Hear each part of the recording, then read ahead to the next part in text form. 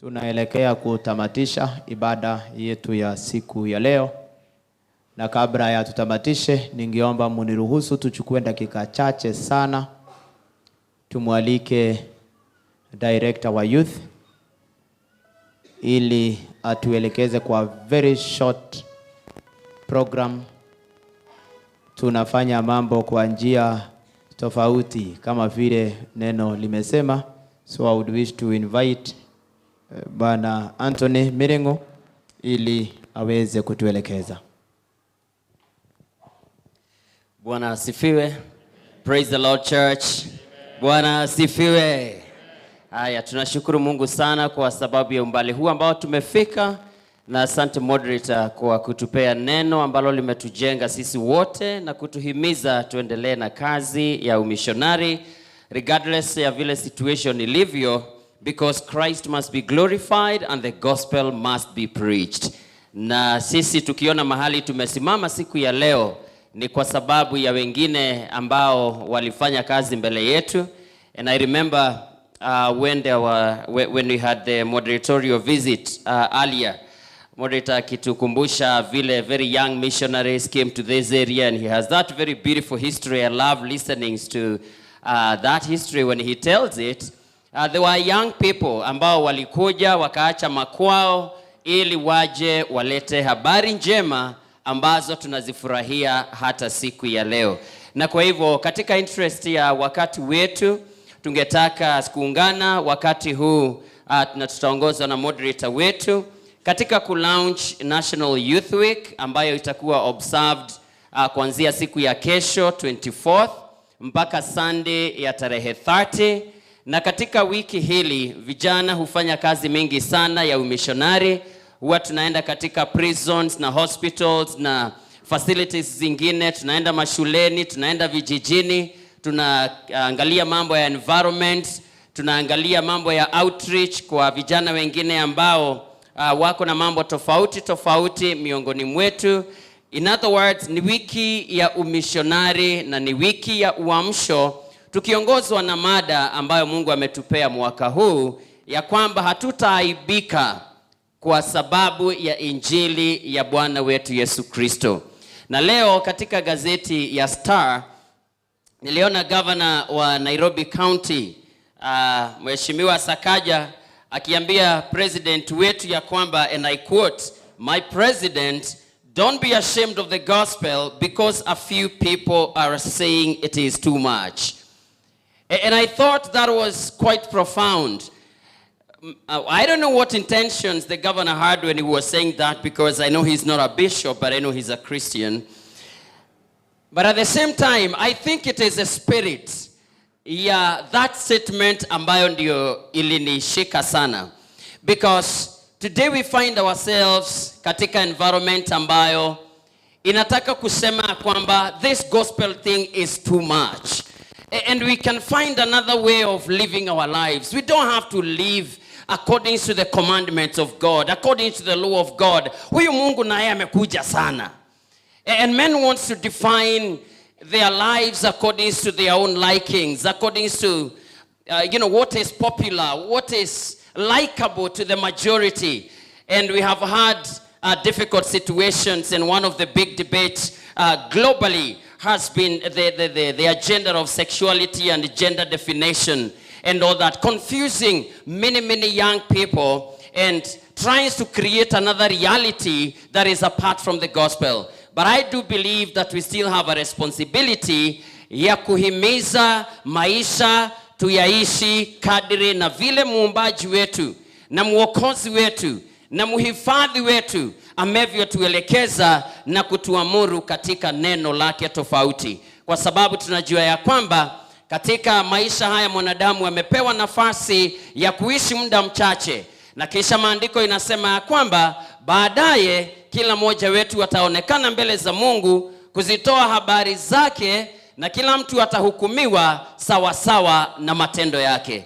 Basi katika mada hii tulionayo ya mwaka huu ya kuishi bila kuaibika kwa sababu ya injili ya Bwana wetu Yesu Kristo, tungetaka vijana waweze kushika neno la Mungu, waishi nalo, watende kazi nalo, wapate familia nalo, wawe viongozi nalo, na tuambie kila mmoja, hata viongozi wetu, kama vile mlivyosema hapa, we must tell every young person in particular and the country at large that without God we are as nothing. But with God we are more than conquerors. And therefore we shall hold out this word of life unashamed and unafraid, and God helping us, we shall hand over this same word to the next generation. Sitapitisha hapo, nitamuomba moderator wa General Assembly aweze kutulaunchia wiki yetu ya vijana katika jina la Yesu. Thank you, moderator. Welcome.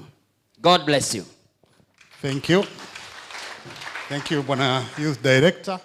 Kwa kifupi sana, Paulo katika waraka wake kwa Warumi mlango wa kwanza mstari wa 16 hadi wa 32 ndio mojawapo ya masomo ambayo tutayasoma Jumapili wakati wa kufikisha kilele juma la vijana ambalo linaanzia kesho. Kila siku kuna ratiba, kuna mambo yaliyopangwa ambayo yatafanyika. Kutoaibika kutokana au kuambatana na injili ya Yesu, kutoaibika. Mbona vijana wanaambiwa na Mungu kutoaibika? Ni kwa sababu kijana anayefuata mambo yanayoambatana na injili wakati mwingine anaonekana kama amepitwa na wakati. Anaposema ameokoka, ameacha mambo ya kidunia, ya matumizi ya mabaya ya madawa, anaonekana kama amepitwa na wakati. Anaweza kuaibika na kuanza kufanya maovu kwa sababu huenda akachekelewa. Anapoonekana hayuko kwenye zile raha za kidunia, anaweza kuchekwa na wengine, akaonekana yeye amepitwa na wakati, old school, old fashioned. That's why Mungu anawaambia vijana, do not be ashamed of the gospel of Christ.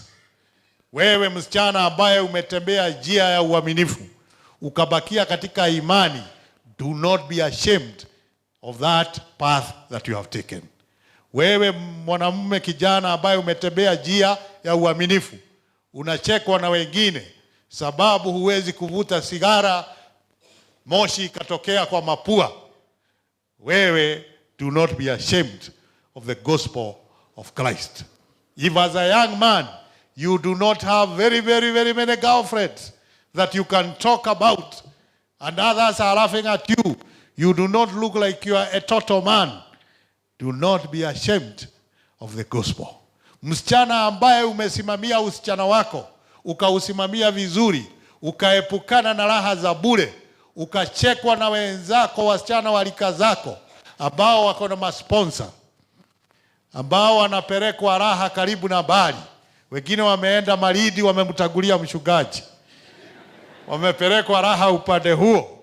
Wewe msichana ambaye bado hujawahi kutembea huko kwa ndege au kwa SGR, ukipelekwa raha na sponsor, wengine wanakucheka, wanakuuliza wewe unapitwa na mambo hayo ukifanya nini? Do not be ashamed of the gospel. Kwa hivyo neno hili ni mwafaka sana, one, for our youth, because kuna mambo mengi yamekuja na wanavutwa katika mambo hayo na wanachekwa. Ndio wanaambiwa na mtumishi na mtume Paulo not to be ashamed of the gospel. However, this does not only apply to the youth. It applies to you and me as well. We also undergo peer pressure. Pia sio tu wale vijana, hata wazee kama mimi kuna pia zao wanaowaigiza kwa mambo ambayo hayafai. So this is a theme not just for the youth, but a theme to all of us, that we should not be ashamed of the gospel. Bwana asifiwe. Tunakumbuka wale wa East Africa Revival walipoingia nchi hii miaka ya 40 mwanzoni huko, mwisho wa miaka ya 30s. When they became born again, they were not ashamed to say what they had done wrong. They were not ashamed kuita dhambi kwa majina. Walitaja ile dhambi wamefanya ili waiaibishe. Siku hizi tunaona kama mzaha. Mtu anaposema ile madhambi alikuwa amefanya na sasa ameacha. Lakini utaacha namna gani na hujui umeacha nini? Ndio wale wa East Africa Revival walikuwa wanasema nilikuwa nafanya, nilikuwa natenda, lakini hiyo yote nimeacha. And they were not ashamed. Wale ambao walikuwa wameiba mali walikuwa wanaichukua na kurudishia waliyemuibia. Akone maire kahwa makoyaga magacokeria mwene kebesha kana gekiria kingi. Hawakuwa ashamed of the gospel. No wonder it is the East Africa Revival that made the church stand as it stands today. Because they hated sin, they spoke against sin all the time, everywhere. They were not ashamed to be believers. Hakuaibika kusimama mbele ya watu ambao hawajaokoka na kusema mimi nimeokoka. Na nilipokuwa sijaokoka nilikuwa nafanya haya na haya na haya na haya. Ndio wewe ambaye unaendelea kufanya hayo ujue kwamba kuna wokovu. They were not ashamed of the gospel. Kwa hivyo na sisi, sababu tumeletewa neno hili katika juma hili la vijana, let us look at ourselves calmly and ask ourselves, how have we been ashamed of the gospel? Have we been unable to say we are born again in certain places because we may lose certain favors? Kuna mambo ambayo tunaona tukisema tumeokoka, hapa kuna bahati fulani, kuna baraka fulani ambazo zitatupita. Kwa hivyo wacha tunyamaze, tutatoa ushuhuda baadaye. Baada ya kupata tunachokitaka, tutawakumbusha tumeokoka. Au tutawaambia kesho. Do not be ashamed of the gospel of Christ. It is the message for our youth. It is the message to all of us. Bwana na asifiwe. Na kwa hayo machache nataka kualika director hapa wa youth na pia vijana wachache ambao wanaweza kuwa hapa ili tutangaze kwamba tumezidua rasmi juma la vijana tukiwa hapa.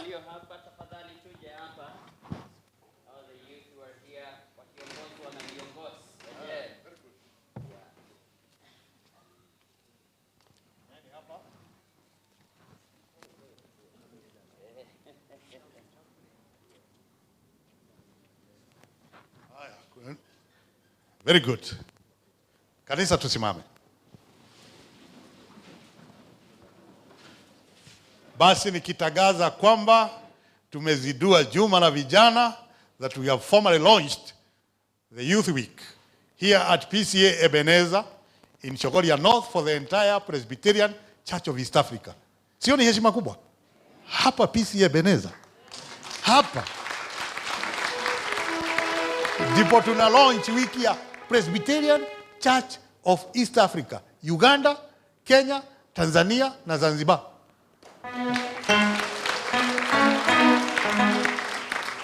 Na hata tuna makanisa Marekani na Uingereza. We are launching the week here at Pcea hapa. Tuko tayari kushangilia? Nikitangaza mtashangilia? Mtashangilia vipi?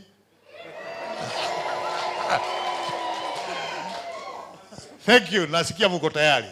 And now, by the powers conferred to me as your servant in the office of the Moderator of the 23rd General Assembly, here at Pcea EBENEZER, CHOGORIA North Presbytery, I formally declare that Youth Week year 2023 is formally launched.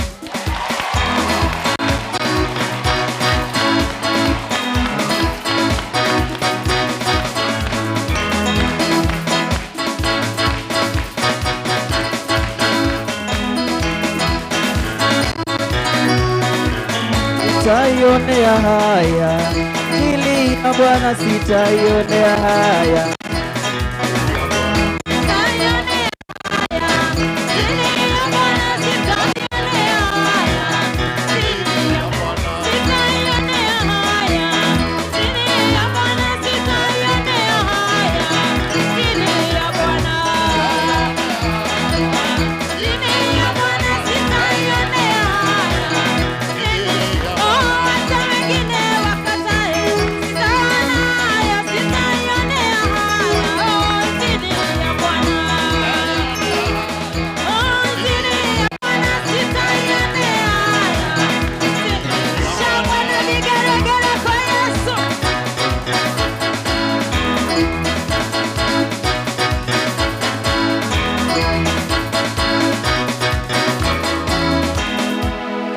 Asante Mwenyezi Mungu kwa sababu utatupatia juma nzuri ambalo litaanzia kesho. Vijana wetu watafanya wanayopaswa kufanya, tutawashikilia kwa hali na mali. Na Jumapili tarehe 30, kilele cha juma hilo, tutaona mema ambayo yametendeka katika juma hilo na zaidi, na watu watafaidika sababu hawataonea haya injili ya Bwana. Asante kwa hayo, katika jina la Yesu Kristo tumeomba na kuamini. Amen. Amen. Thank you. Thank you.